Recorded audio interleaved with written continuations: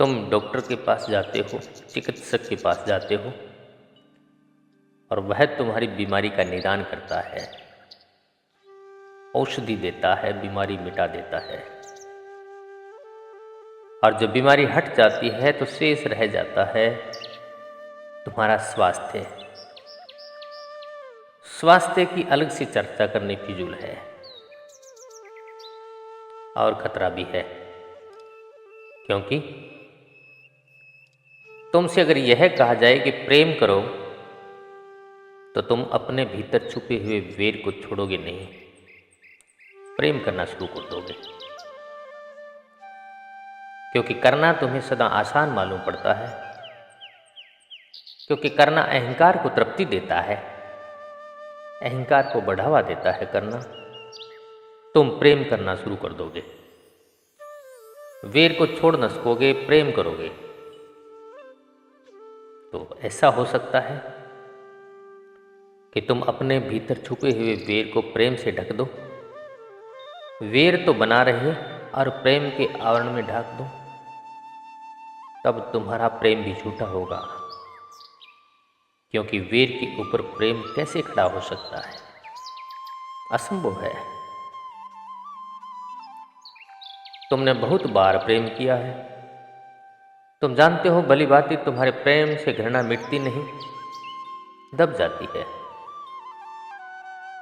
जैसे राख में दब जाता हो कोई अंगारा, मिटता नहीं।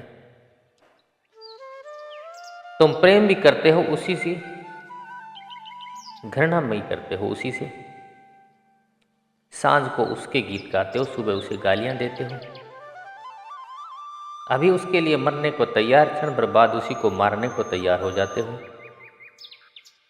तुम्हारा प्रेम बुद्ध भली भांति जानते हैं, यह प्रेम घृणा को मिटाता नहीं,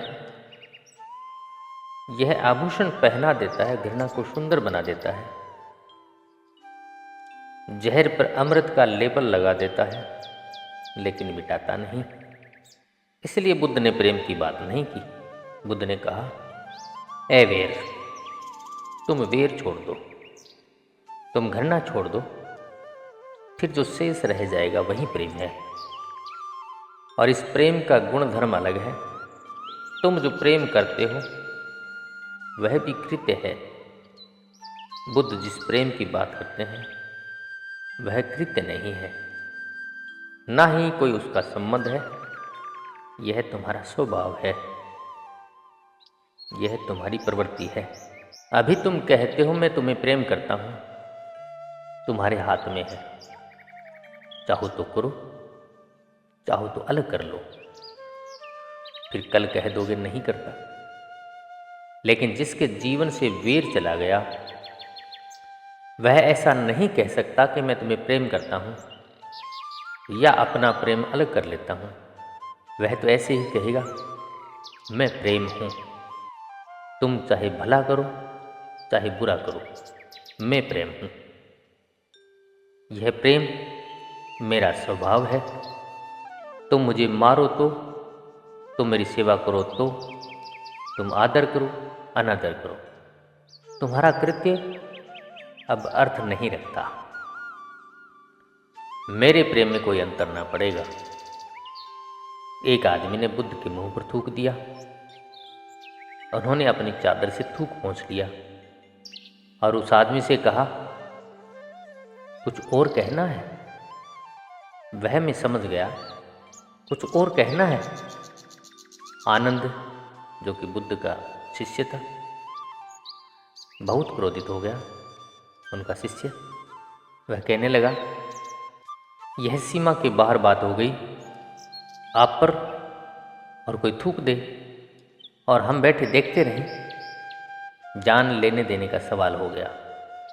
आप आज्ञा दें, मैं इस आदमी को ठीक करूं। योद्धा रह चुका था, उसकी भुजाएं भड़क उठी। उसने कहा, हो गया बहुत। वह भूल गया कि वह भिक्षु है, सन्यासी है। बुद्ध ने कहा कि उसने जो किया वह क्षम्य है, तू जो कर रहा है वह और भी ज़्यादा खतरनाक है। उसने कुछ किया नहीं, सिर्फ कहा है।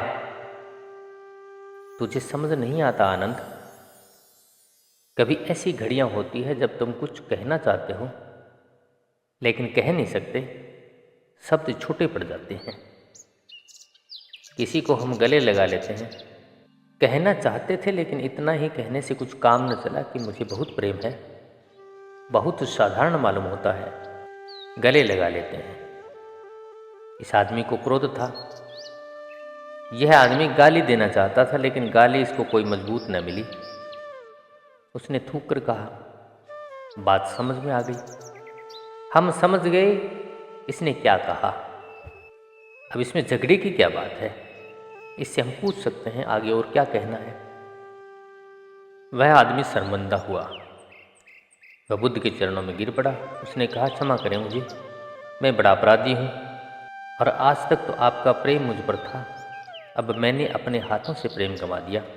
बुद्ध ने कहा, तू उसकी फिक्र मत कर, क्योंकि मैं तुझे इसलिए थोड़े ही प्रेम करता हूं कि तू मेरे ऊपर थूकता नहीं। बुद्ध का वचन सुनने जैसा है। मैं इसलिए थोड़े ही तुम्हें प्रेम करता हूं कि तू मेरे ऊपर थूकता नहीं है। अगर इसलिए प्रेम करता था तो थूकने से टूट जाएगा प्रेम। मैं तुमसे प्रेम करता था क्योंकि कुछ और मैं कर नहीं सकता, वह मेरा स्वभाव है। तो बुद्ध ने कहा, मेरा प्रेम स्वभाव है, इसको समझ लो।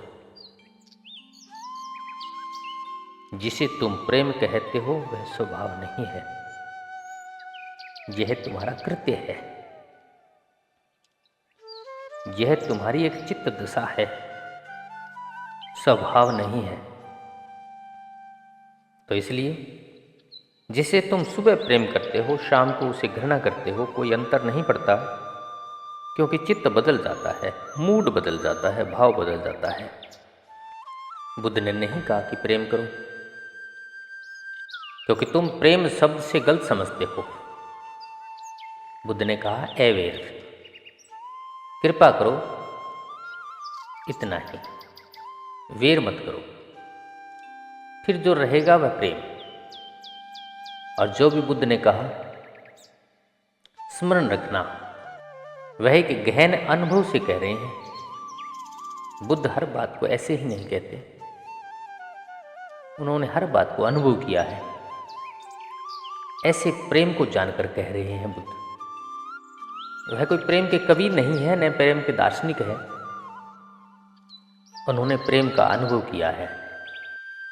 इस नए ढंग के प्रेम को जाना है जो स्वभाव बन जाता है। बात समझ में आती है। कवि गाते रहे प्रेम की बात, हालांकि कवियों को भी प्रेम का बहुत पता होता है, ऐसा नहीं। अक्सर तो बात उल्टी है।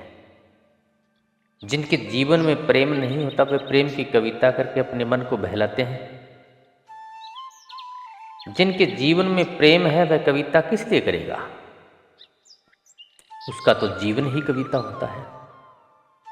लेकिन जिनके जीवन में प्रेम नहीं होता वे बैठकर प्रेम की कविता कर करके अपने मन को बहलाते हैं। जो प्रेम वे प्रकट नहीं कर पाए किसी और तरह से, उसे वो कविता में उड़ेलते हैं। अक्सर प्रेम की 100 में से 99 कविताएं उन लोगों ने लिखी है जिन्हें प्रेम का कोई अनुभव नहीं है। अक्सर बहादुरी की बातें वे ही लोग करते हैं जो कायर हैं। वे अक्सर बहादुरी के किस्से गढ़कर बताते रहते हैं। बहादुर को बहादुरी की क्या बात करनी, बहादुरी ही काफी है उनके लिए। बुद्ध ने जो कहा वह किसी कवि की बात नहीं है, न किसी शास्त्र की बात है। उन्होंने प्रेम को जाना है, उन्होंने वैर को छोड़कर जाना है। तुम जिसे प्रेम कहते हो उसे वे भी जानते थे। उनकी पत्नी थी, बच्चा था, माता थी, पिता थे, सब थे। उनको उन्होंने खूब प्रेम किया था और एक दिन पाया कि जिसे वो प्रेम कहते हैं उस प्रेम में कुछ भी नहीं है, वह केवल मन का सपना है। उस प्रेम की व्यर्थता को देख कर के वो हट गए। उन्होंने फिर नए ढंग के प्रेम को खोजा। उस प्रेम में तो घृणा दबी थी, मिटी न थी। उन्होंने एक ऐसा प्रेम जानना चाहा जो इतना शुद्ध हो कि घृणा उसे विकृत न कर सके, जिसमें घृणा की एक बूंद भी न हो। विकृत बड़ा समर्थ है, अशुद्ध बड़ा समर्थ है, शुद्ध बड़ा कोमल है, नाजुक है। फूल की तरह एक पत्थर मार दो तो फूल बिखर जाए, और 1000 फूल पत्थर को मारो तो कुछ भी नहीं होता। बुद्ध खोज में निकले उस प्रेम की जो अविकृत है, और उस प्रेम को उन्होंने इस ढंग से पाया कि उन्होंने वैर छोड़ा। वैर रहते तुम प्रेम को साधोगे, तुम्हारा वैर उस प्रेम को विकृत कर देगा, जहरीला कर देगा। पहले वैर को हटा दो, और मज़ा यह है कि वैर के हटते ही प्रेम साधना नहीं पड़ता। तुम अचानक पाते हो कि अरे, यह वैर के कारण ही प्रेम दिखाई नहीं पड़ता था। यह तो सतत बह रहा है भीतर, यह तो स्वभाव है, प्रेम आत्मा है। लेकिन किताबों से सावधान होना जरूरी है। एक किताबों की दुनिया है और एक जाम की दुनिया है। मैंने सुना है एक पियक्कड़ को एक धर्मगुरु समझा रहा था कि देख, बंद कर दे ये शराब पीना, नहीं तो परमात्मा से चूक जाएगा, परमात्मा को पा न सकेगा। तो उस पियक्कड़ ने कहा कि हमने तो शराब पी पी पे कर बेहोश हो कर के उसे पहचाना है, तो परीक्षा हो जाए। एक किताब की दुनिया है और एक जाम की दुनिया। एक पीने वालों की दुनिया है जिन्होंने जाना स्वाद शराब का, और एक केवल शब्दों के गुणतारा बिठाने वालों की दुनिया है। इसमें थोड़ा ख्याल रखना। जिन्होंने जाना है उन्होंने कहा है अवैध, और जिन्होंने नहीं जाना उन्होंने कहा प्रेम। और जो प्रेम की कहते हैं उनकी कहने से कभी प्रेम नहीं आता, और जिन्होंने अवैध समझाया उनके कहने से प्रेम आया। यह विरोधाभास है। किताबें मुर्दा है। जब तक जीवन का जाम खुद न पिया जाए, तब तक तुम जो कहते हो कितनी भी कुशलता से कहो, झूठ झूठ ही रहेगा, सच नहीं हो पाता। हमने 2 शब्द इस देश में उपयोग किए हैं, एक कवि और एक ऋषि। ऋषि हम उनको कहते हैं जिसका काव्य अनुभव से आया, और कवि हम उसे कहते हैं जिनका काव्य कल्पना से आया। दोनों कवि है,